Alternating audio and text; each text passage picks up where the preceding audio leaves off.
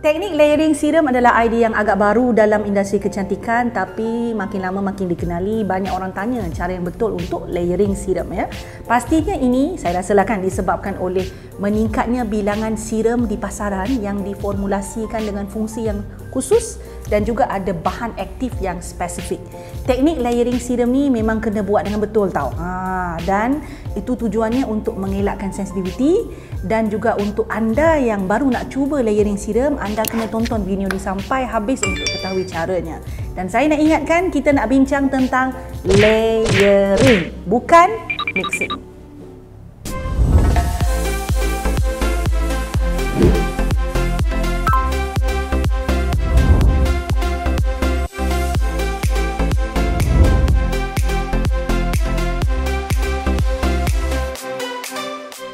Hai Glowy Girls, hai Glowy Guys. Layering serum sangat memberi manfaat. Sebenarnya boleh beri manfaat kerana dia boleh menyelesaikan lebih daripada satu masalah kulit pada satu wajah individu. Tapi walaupun macam tu, layering beberapa bahan aktif terutama dalam bentuk serum ni mungkin boleh menyebabkan kerangsaan bagi sesetengah orang, termasuk anda yang baru bermula untuk mengamalkan teknik ini. So jika anda mempunyai kulit yang sensitif, anda boleh amalkan layering, tapi perlu ambil langkah yang sangat berhati-hati.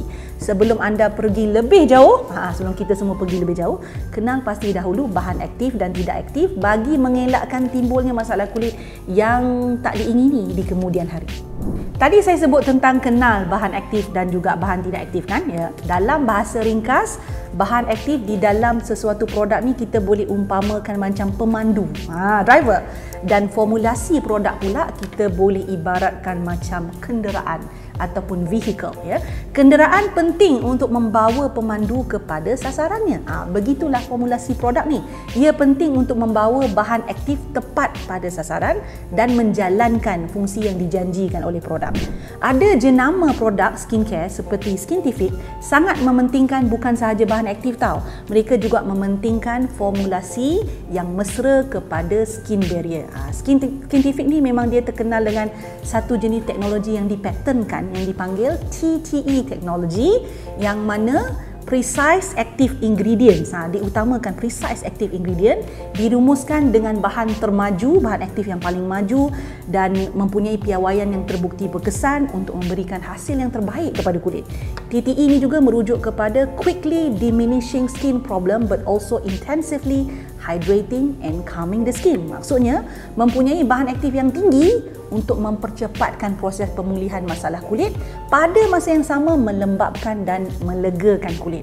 Another one adalah effectively protecting and improving skin barrier. Itu juga dalam TTE teknologi ini. Setiap formula produk penjagaan kulit Skintific, dia fokuskan kepada melindungi dan meningkatkan kesihatan skin barrier untuk mencegah masalah kulit pada masa hadapan. So penggunaan bahan aktif, formula yang baik serta teknik yang tepat dapat memberikan hasil baik yang diingini oleh kulit anda. Amat penting untuk lakukan skin prepping ataupun persediaan lah maksudnya tu ya, sebelum anda lakukan layering serum ni. So ada dua langkah ataupun rutin yang dicadangkan. Pertamanya cleansing, pernah buat cleansing, dan keduanya toning. Kedua langkah-langkah ini digalakkan untuk guna produk yang tak mengandungi bahan aktif yang bersifat pengelupasan, exfoliate, dan digalakkan pilih toner yang ada kesan hydration, jangan pilih exfoliating toner ya. Selepas prepping dengan dua langkah ini, barulah digunakan serum, dan digalakkan maksimum 2 jenis serum sahaja pada satu-satu masa bergantung kepada skin concern ataupun masalah kulit individu tersebut ya. Di akhir video ini anda akan nampak macam mana saya tunjukkan teknik layering mengikut skin concern dan juga serum yang betul. Seperti yang anda nampak di depan ini, Skintific dikenali sebagai major brand in skin barrier repair. Seperti yang telah diperkatakan pada awal video tadi, Skintific ni dia mempunyai teknologi yang dipatentkan iaitu TTE. So keempat-empat jenis serum ni adalah daripada Skintific, dan mari kita berkenalan setiap satu dengannya. Okey, yang ini 2% salicylic acid Anti-Acne Serum. Fokusnya untuk kurangkan masalah jerawat serta kawal penghasilan minyak berlebihan ya. Selain salicylic acid, dalam serum ini ada juga mengandungi Centella asiatica yang bersifat menenangkan dan mempercepatkan healing proses pada kulit.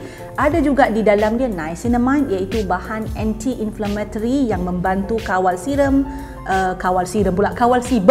berlebihan, dan juga niacinamide ni boleh cerahkan kulit ya. Perlu diingatkan, kadar 2% salicylic acid di dalam serum ini adalah kadar maksimum salicylic acid yang dibenarkan secara over the counter OTC ya. Kadar ini tinggi tau, dan potent, kuat maksudnya, terutama untuk skincare beginner ya. Salicylic acid pada kadar begini perlu digunakan secara berkala 2 ke 3 kali seminggu dahulu, dan hanya ditambah kekerapannya setelah kulit kita boleh bertoleransi dengan kadar tersebut.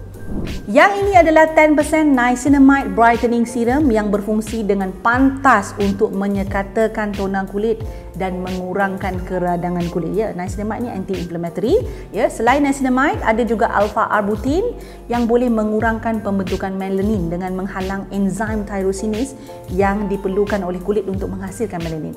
Dalam ini juga ada ceramide. Ceramide ni fungsi dia memperbaiki dan maintain skin barrier, dan ceramide juga ada sifat soothing ya. Tekstur dia memang ringan, tidak melekit, mudah diserap oleh kulit, dan saya kira kualiti dia setanding dengan produk-produk mahal, tapi harga dia memang mampu milik ya. Serum dengan niacinamide, alpha-arbutin dan ceramide ini boleh membantu juga masalah post-inflammatory erythema (PI) dan juga post-inflammatory hyperpigmentation, iaitu bekas-bekas gelap yang biasanya muncul setelah jerawat pulih. Serum yang ini adalah 5 kali ceramide barrier repair serum yang berfungsi untuk perbaiki skin barrier dengan lebih mendalam lagi ya. Apabila skin barrier kita ni kan, kalau dia tak berfungsi dengan baik, kulit akan cenderung alami keadaan yang kering, bersisik, gatal-gatal, tumpuk-tumpuk kasar, dan berubah warna kulit kita ya, berjerawat, sensitif, mudah terkena jangkitan bakteria, virus, kulat. Ya, memang itulah masalah kalau skin barrier rosak. Kajian menunjukkan bahawa produk yang mengandungi ceramide boleh membantu memperbaiki keadaan skin barrier yang terjejas. Serum ini juga mengandungi 5 jenis ceramide yang bantu perbaiki skin barrier dan bersifat anti-inflammatory, anti radang. Ada juga Centella asiatica yang bersifat menenangkan dan mempercepatkan healing proses. This one adalah 4D Hyaluronic Acid Hydrating Serum yang membantu menghidratkan kulit dengan lebih mendalam dan lebih lama sehingga 48 jam. HA, Hyaluronic Acid ni memang terkenal menganjalkan kulit boleh mengurangkan kedutan dan garis-garis halus pada kulit. Memang terkenal untuk tujuan itu. Hyaluronic Acid juga terbukti boleh bantu luka sembuh lebih cepat dan mengurangkan kemunculan bekas hitam ataupun parut ya. Dan 4D Hyaluronic Acid Hydrating Serum ini dia mengandungi bahan-bahan 5% High Magic Hyaluronic Acid, sejenis high concentration pure hyaluronic acid yang boleh mengembalikan semula kelembapan kulit. Ada peptide di dalamnya untuk membantu hidrasi pada kulit, meningkatkan penghasilan kolagen dan juga menguatkan skin barrier. Bagaimana caranya untuk layerkan serum ni semuanya secara selamat dan berkesan? Asas layering serum adalah berdasarkan skin concern ya. Pakai serum dengan tekstur yang ringan, cair terlebih dahulu sebelum pakai yang lebih pekat ataupun yang lebih berat. Cadangan kombinasi serum ya untuk masalah jerawat dan untuk menguatkan skin barrier. Maklumlah semasa jerawat ni skin barrier kita boleh jadi lemah ya. Boleh guna 2% salicylic acid anti-acne serum dan juga 5 ceramide barrier repair serum. So saya galakkan untuk guna pada rutin sebelah malam. Sebelah siangnya jangan lupa pakai sunscreen ya. Dan kedua, kombinasi kedua, untuk kuatkan kulit ya, tingkatkan kelembapan dan perbaiki skin barrier, boleh guna 5 ceramide barrier repair serum dan juga 4D hyaluronic acid serum. Hydrating serum hyaluronic acid tu ya. Untuk mereka yang nak wajah yang lebih anja, lebih cerah dan juga meningkatkan hidrasi kulit, anda boleh gabung guna layerkan 4D Hyaluronic Acid Hydrating Serum dan juga 10% niacinamide brightening serum.